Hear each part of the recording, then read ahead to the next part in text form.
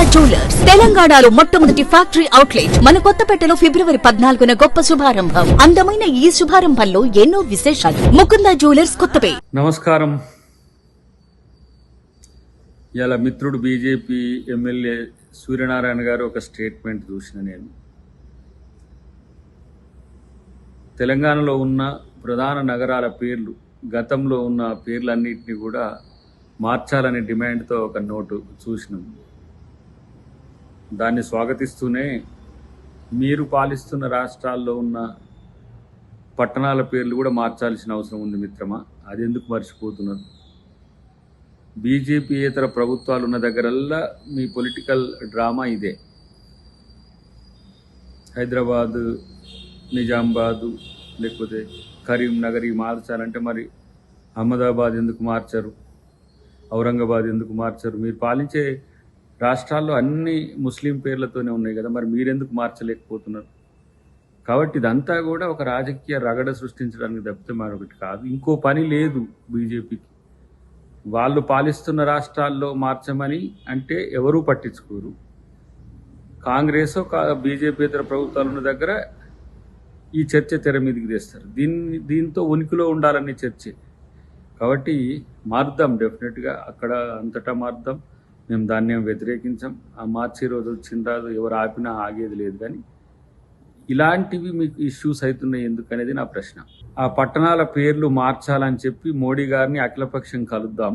దాంతోపాటు తెలంగాణలో అభివృద్ధి అనేది ఇలా మేడిపండు చందాన మారిన పరిస్థితుల్లో మోదీ గారి అపాయింట్మెంట్ మీరు తీసుకోండి. అఖిలపక్షం ముఖ్యమంత్రి గారు లీడ్ చేస్తారు.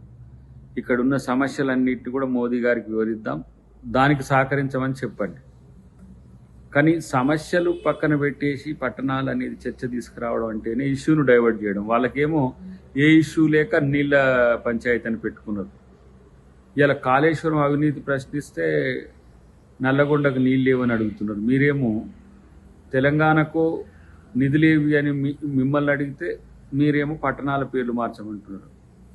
అంటే ఒకటి సమస్య అయితే ఇంకో సమస్యను క్రియేట్ చేయడం ద్వారా సమస్యగానే ఉంచాలని ఒక ఎత్తుగడ భాజపాది ఉంటుంది. కాబట్టి డెఫినెట్గా ఇలా ఈ తాలూకా రాజకీయాలన్నీ కూడా కాంగ్రెస్ పార్టీ గమనిస్తున్నది. అన్నిటికంటే ఎక్కువ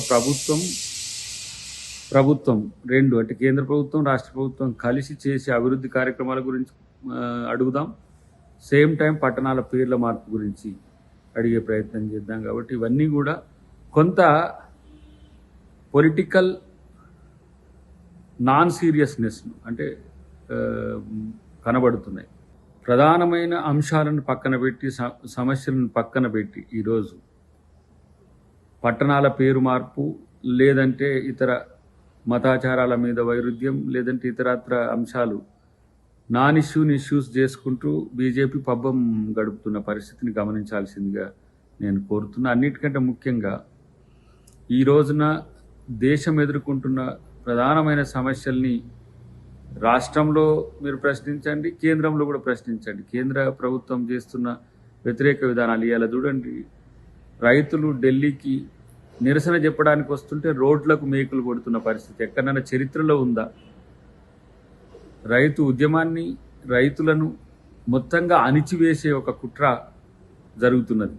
వాటి పట్ల మీకు ఎలాంటి పట్టింపు ఉండదు. ఎటొచ్చి 2-3 రాష్ట్రాల్లో కాంగ్రెస్ పార్టీ ఉంటే అక్కడ కాంగ్రెస్ పార్టీకి సమస్యలు సృష్టించడం ఎట్లా అక్కడ లోకల్ పార్టీస్తో, లేదంటే కాంగ్రెస్ బీజేపీయేతర ప్రభుత్వాలు ఉన్న దగ్గర వాళ్ళ స్టేకును పెంచుకోవడానికి ఒత్తిడి కార్యక్రమాలు తీసుకొచ్చి వాటిని కంట్రోల్లో పెట్టుకునే ఒక ప్రయత్నం చేస్తున్నారు. ఇది మంచిది కాదు.